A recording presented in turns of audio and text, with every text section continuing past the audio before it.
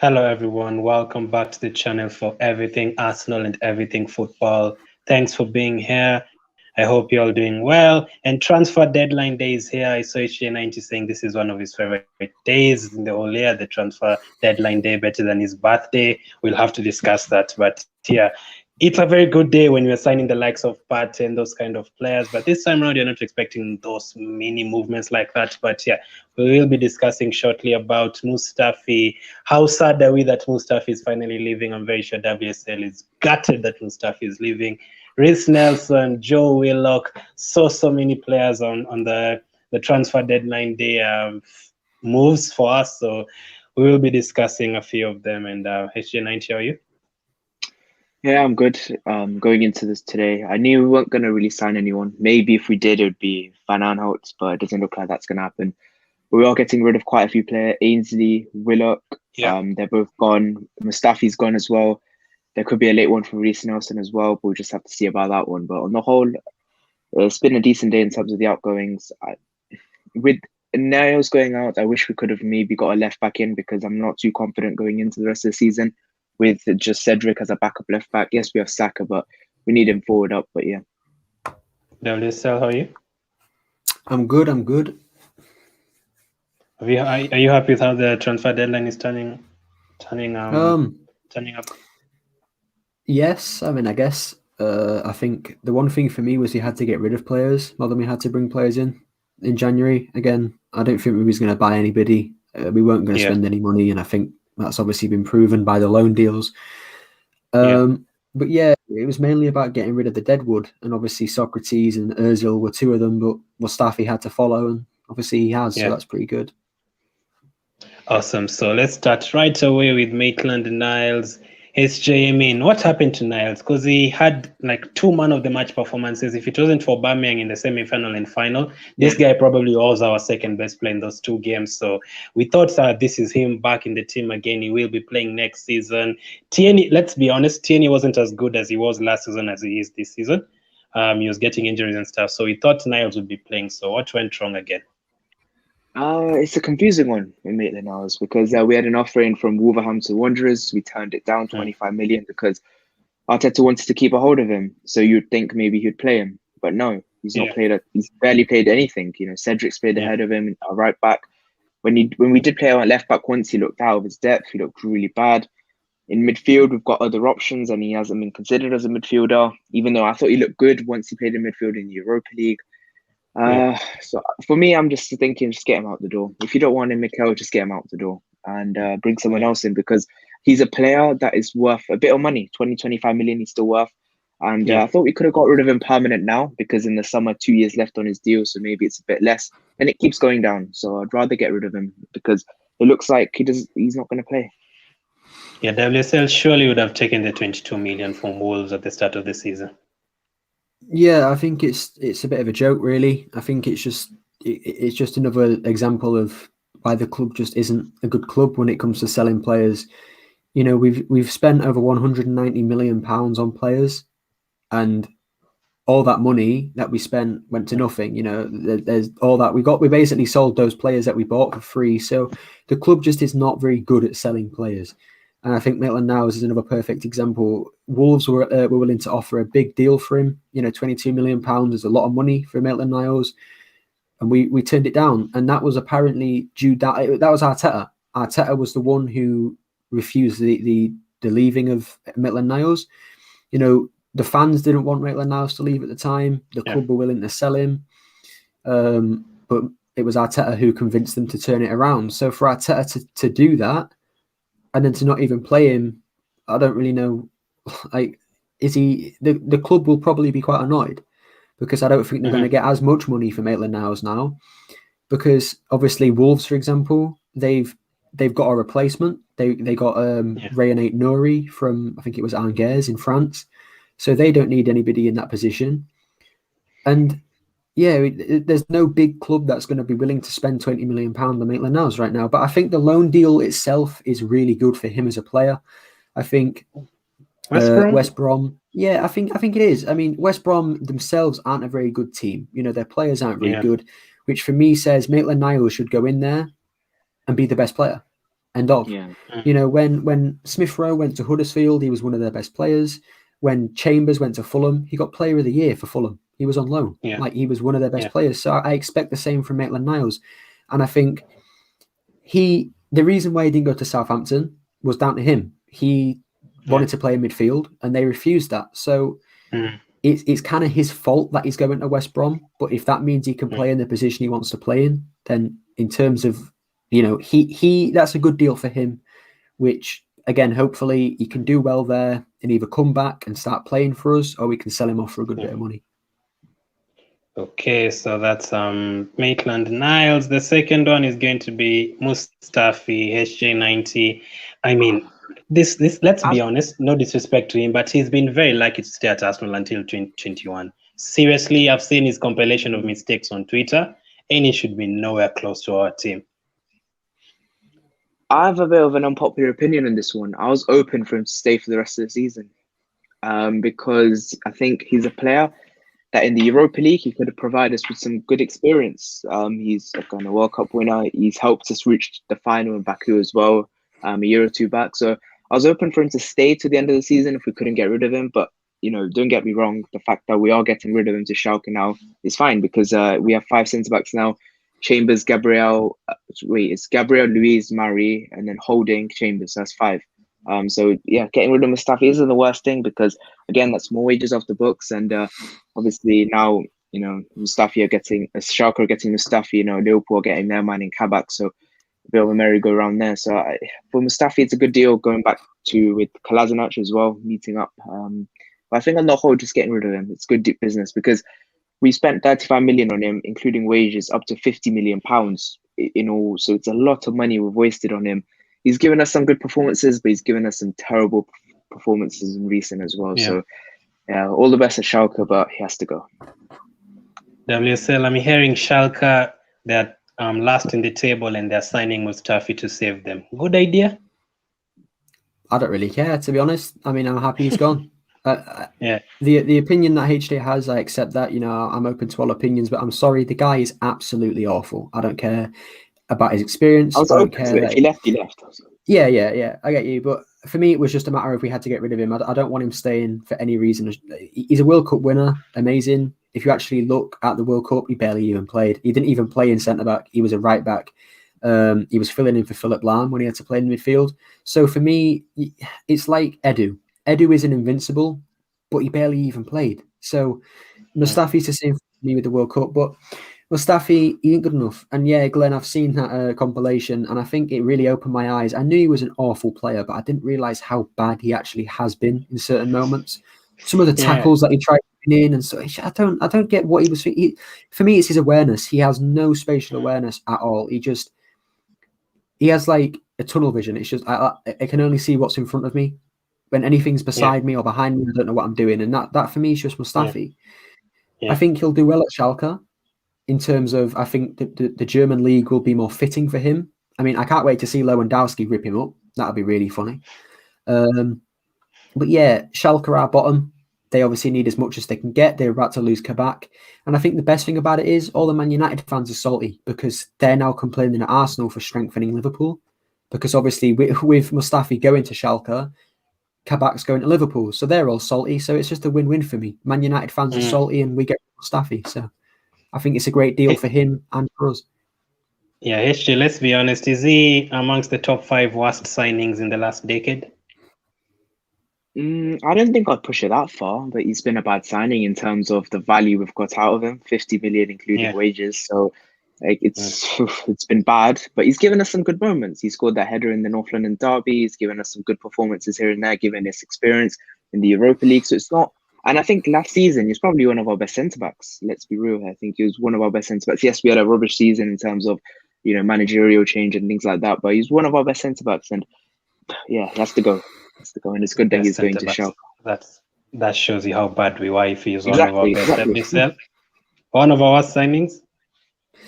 In the last decade, I'd probably say yes in the top 5, but if we're going overall, no. I think there's been many worse players. I mean, Stefan Lichtsteiner, for me, is one player that's never brought up in this conversation when he should be.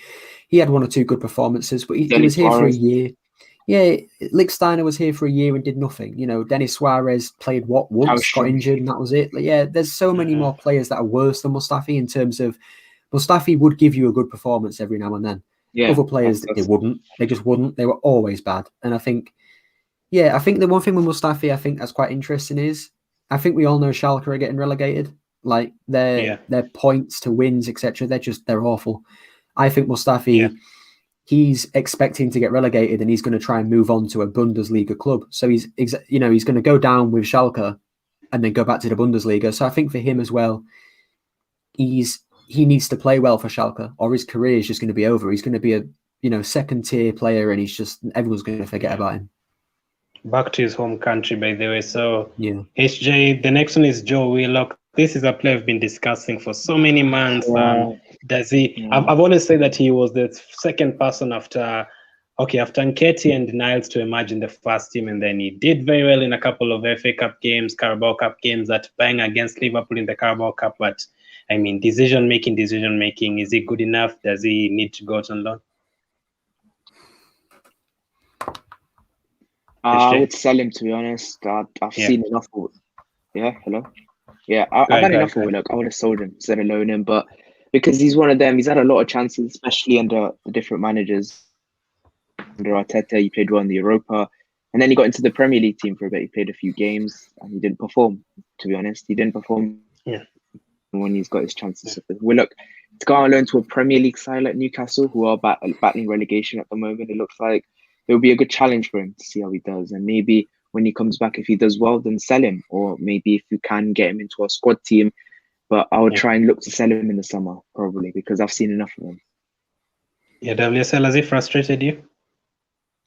No, I never really expected anything good from Willock in the first place, if I'm being honest. Really quickly, just to address what Francis said in the comments, Niles is already gone. He's already doing the medicals, so he's unfortunate. He's already gone. But back to Willock. I think Willock, there's a lot of people saying that Willock, if he does good on his loan, he can come back. Can he, though? Like, he's a midfielder, right? He's not an attacking midfielder. He's meant to be like a number 8, so like a box-to-box. We have Thomas Partey there. We have Granit Xhaka, who I don't like and I want him to go, but he's better than Willock. We have Smith-Rowe playing in the 10. Yeah, exactly. Ceballos, Elneny. We've got some young players as well, like Aziz and Cottrell. He does not fit at this club anymore. For me, it's not a matter of how good he does at Newcastle. It's a matter of how good does he do, so how much can we get for him? This is, for me, a matter of get minutes under his belt, get performances under his belt, and then sell him off. Like, basically, it's a way of making money from Joe Willock. I think at Newcastle, he's not going to do that well. They've already got Matty Longstaff and Sean Longstaff. They've got, some other good midfielders. Like, is he really going to bring anything that they don't already have? I've talked to a couple of Newcastle fans. They don't really like the likes of Hendrick, so maybe he can just literally get a chance. I don't know. The only thing that he's going to bring that they don't have is worthless shots that go over the bar. That's all Willock really does for me. He just takes shots that he doesn't need to do. And the good thing. So you think he won't improve them? He won't improve them at all. Not really. No. I think squad wise, I think he will, in terms of they'll be able to rest players and that kind of thing. Because for them, they're top level athletes, but they're not at the stage of Aubameyang and Partey, so they will need a little bit more resting. And obviously, they're in a relegation battle, so they're going to be stressed and all this stuff. And there's word that Steve Bruce might get sacked. If Steve Bruce gets sacked, Willock might be finished. The new manager might not want to play Joe Willock. So for me, this is a massive risk. If in terms of trying to get him as a player for Arsenal, but in terms of making money off him, I think it's a really good deal. HJ, would you take 15 million if Newcastle were to give us that? Yeah, he is a 15 million pound footballer. I think it doesn't matter how well he does at Newcastle to the end of the season, he's a 15 million pound footballer. And I think in the summer, that's as much as we're going to get for him. And I think I'll slap anyone's hands off if they give us 15 million. We have to take 15 million. We have to look at someone like Basuma in the summer. Obviously, Brighton have just brought in Caicedo, who plays in Basuma's position. So if we want to go for someone like Basuma, then sell Willock, get the 15 million in, maybe someone else, and then you can fund that sort of deal. Okay, WSL, I don't know much about his brothers, the likes of Chris. Do you think his brothers are better than him? In case you know anything about them. Chris Willock. I know Chris. Yeah, I think he played for Huddersfield at the same time Smith Rowe was there. I think. Yeah. I might be wrong. I think he was on loan from Benfica. Yeah. I want to say, or somewhere like that. And Smith Rowe did better than him. Smith Rowe outperformed Chris. So I think the Willock family is going to be like the Longstaff family. I think they're going to be decent footballers, but they're going to be Newcastle, Brighton level of footballer. I don't think they're ever going to be Arsenal, Liverpool, that kind of level of footballer. Yeah. Yeah, Fulham, Brighton, and Denman there. Don't say that. Don't say that because we saw what happened last night with Brighton. We saw what happened last night with Brighton. Yeah, we saw what happened. Maitland-Niles completed West Brom medical. Because of mopping the likes, but these days I love them. And then the last one is Reiss Nelson, WSL. I mean, he went out on loan Hoffenheim, right? Yes, it was Hoffenheim, yeah. And then he did okay, did very good, actually. Scored some very good goals there. And then he came back. I thought that was his season last season. He did well against Liverpool a couple of times. But do you expect more from him, or do you think he's not being given the chance? I think he's another overrated player. Seriously, I do. Go back maybe 2 or 3 years, right? Reiss Nelson was one of the most talked about youngsters in the Premier League. Everybody was gassing this guy up. Nobody knew who Bukayo Saka was at that point. It was all Reiss Nelson. He had that loan to Hoffenheim. He did all right. He wasn't amazing. He scored a couple of goals, but he wasn't a prolific winger. And as well, the one thing that annoys me is for some reason, every time I go on YouTube, I get a suggested video from BT from 3 years ago where they compared his passing to Neymar's. BT that got recommended to me as well. They compared Reiss Nelson's passing to Neymar. Like, I'm sorry, that's overhyped. That's it. That's the definition of overhyped. The kid at that time played barely any games in Europa League, which is what they were doing the punditry for. I think at the time they were playing against some rubbish team from Slovakia or something, probably. So it's like, I'm sorry, but Reiss Nelson, for me, is overhyped. I think he'll be a decent footballer somewhere else, maybe a Crystal Palace level, but just not an Arsenal player. And I don't think he's going to go out on loan today. I think Valencia was the best bet. Obviously, that went off. Hoffenheim, we're looking at him again, but they recently signed, I think it was Chris Richards from Bayern Munich, so they're not going to bother with Willock. Nelson, sorry. And then Wolfsburg are the only other team linked, and there's nothing really going on about that. So I think we're going to keep Nelson, but we've barely played him. He's barely even been on the bench, so I don't really know what his future has. I'd sell him personally. Yeah, Boy Bro says this is so sad. I'm hoping you're talking about Mustafi. I'm assuming you're talking about Mustafi leaving the club, but yeah, I'm guessing it's about Niles, maybe. HJ Nelson. Another one like Willock. He's got a lot of chances. He went off on loan at Hoffenheim. He was said to be better than Jadon Sancho at one point. Yeah, exactly. Look where that's gone. One player is going for 120 million from Manchester United, and the other one's just struggling to get into Arsenal's first team. So it's an interesting one, and I'll definitely, again, get rid of him. Again, he's another 15, 20 million pound footballer, nothing more, nothing less. I think give him one more loan. I think another year on loan. If he doesn't perform, I'd get rid of him because he's one of them. He's just, I think in the Europa League, he had some good performances. He even came into a Premier League game once, and then he got injured. So I think that's a bit of unlucky for him. I thought he was on a good path, moving upwards. And obviously, it's going to be tricky now to get into the team. Martinelli there, Pepe playing well. So it's going to be tricky. But again, Nelson's someone I would loan him. Villarreal, Emery's team were linked with him earlier today. Whether that will happen, I'm not too sure, but we'll just have to see. So WSL, from those 3 players, which one would you give another chance? Nelson, Willock, Niles? Probably, if I have to give one of them another chance, probably Niles, simply because Nelson, again, it's the competition, just like Willock. He's got to go against Martinelli, Pepe, Saka. He ain't going to win. He's never going to get above these players. These players are all much better than him. I didn't even mention Aubameyang, but Aubameyang, another one. And it's the same, Willock's the same thing. He's got to go against players like El Neni, Xhaka, Partey. They ain't ever going to get in the team. Whereas Niles, if he just quits with this midfielder thing, I'm sorry, mate. The last 3 years you haven't played in midfield, just give it up. You ain't, if you want to play midfielder, but you ain't ever going to be a top level midfielder. You're going to be, again, West Brom, Southampton level. No disrespect to those clubs, but that will be his level. If he plays fullback, there's a possibility that he could. Right back, yes, Cedric's been playing well, but come on, the guy's not going to be long-term situation. You know, he's not going to be a long-term fix. Bellerin's rubbish as well. So if Maitland-Niles would just perform really well in right back, there's a chance. He's 23 years old. You know, why would we not want to keep him there for a good few years? Like it just has like Maitland-Niles' fullback story has amazing things about it. Like you could see him being our full-time right back, but he wants to keep bringing up this thing about playing in midfield. So if that's what he wants to do, let him do it. But again, his main goal recently has been to get into the England squad. I'm sorry, you ain't getting in the England squad in midfield. Grealish, Henderson, ain't gonna happen. And I saw him playing one game against Dundalk in the Europa League, and he had a passing accuracy of less than 40% in midfield. You can't be doing that in midfield. You can't be doing that in midfield. So that's a bad idea for him to play in midfield. Last one for you guys, Patrick Van Aanholt or Bertrand. Porter Paul, I don't know if you saw it, and I'm really surprised by this result. 757 people have voted so far. Van Aanholt or Bertrand, 73% for Van Aanholt. Do you agree? No, you can go first, HJ. I say that again, the last bit. 73% have voted Van Aanholt. Do you agree Van Aanholt ahead of Bertrand for us?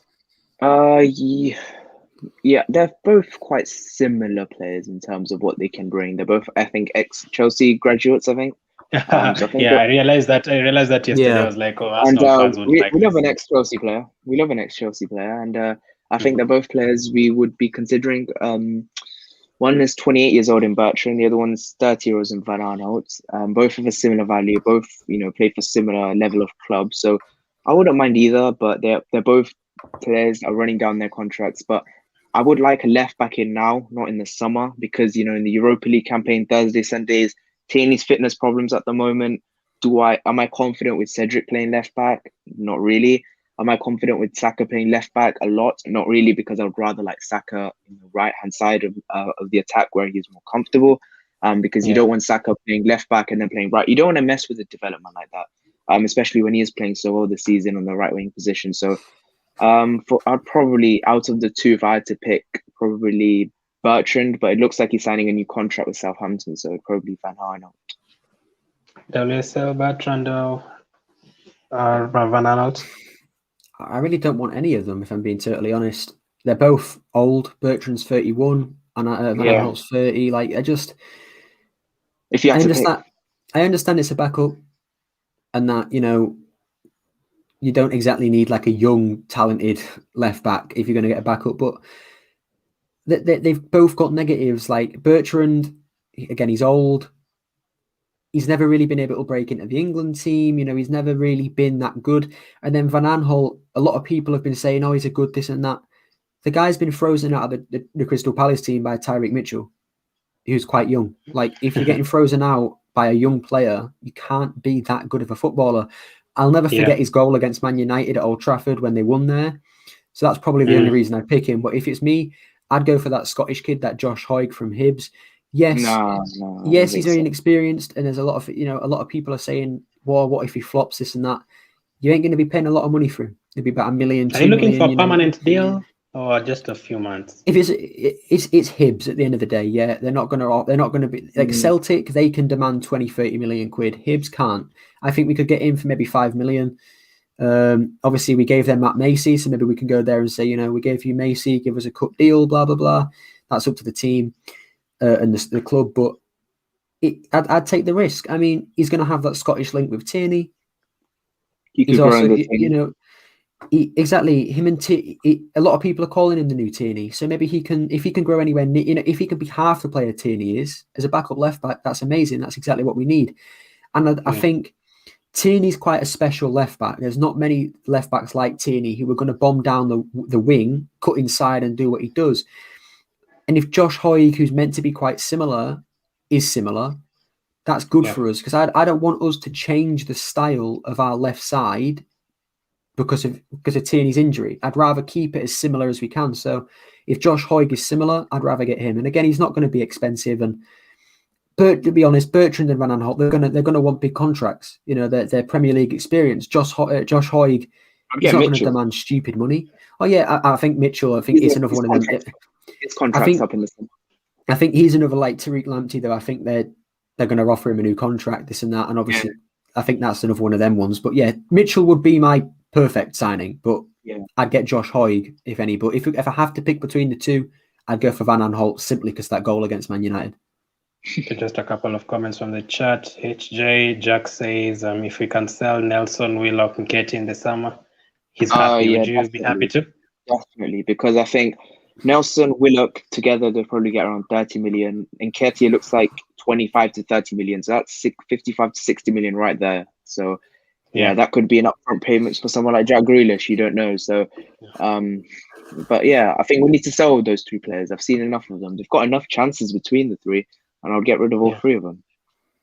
Okay, and WSL last one. Boy Bro says, do you think we'll beat Wolves tomorrow? Yeah, I don't see why not. I mean, Wolves have been awful recently. I actually said that I think the next 3 managers to be sacked, I think Nuno will be one of the 3. They're 14th. I don't think so. Wow. I think Wolves will stick with him.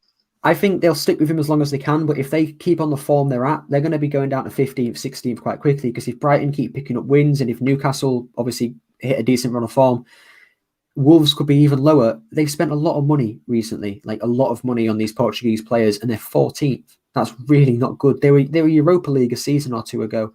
So they're actually they're decreasing. Yes, you can put it down to Raul Jimenez being out, but I don't think one player dictates 6th to 14th. That's not just one player. That's a multitude of issues.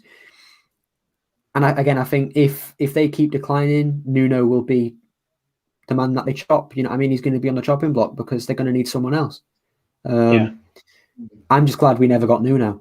A lot of people said we should have got Nuno a few years ago. I'm glad we didn't, because I knew he's a good manager, but he's not. He's not a top 4 manager. He's a top 8, top 6 at least. So I don't know. We'll see what happens with him. But yeah, I think we can beat Wolves. I see it. We'll see what happens tomorrow. In fact, I'll be talking to a Wolves fan in the next 30 minutes live over here too. Let's see what he'll have to say. But they're very negative, I'll tell you that. WSL, they're very negative. But yeah, shout out to SJ again and WSL for coming on again. We discussed Mustafi, Nelson, Willock, and Niles. A lot of transfers still to happen.